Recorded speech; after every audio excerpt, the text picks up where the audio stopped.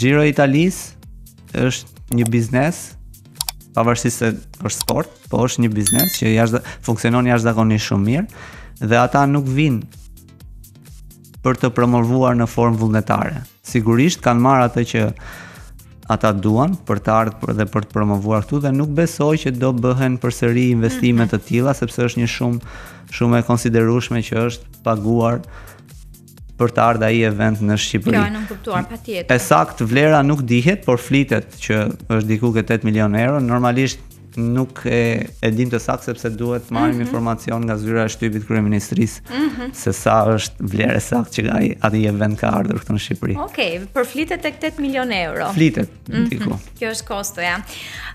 Medin, do të jesh atë ditë pjesë ekipit kombëtar që do të bëj hapjen, le të themi, apo jo? Patjetër, do jem pjesë dhe sigurisht do vazhdoj të jem pjesë dhe më pas, sepse kam ftesë edhe nga një kompani shumë prestigjioze e biçikletave që operon në të gjithë botën. Unë jam dhe përfaqësuesi i tyre për Shqipërinë.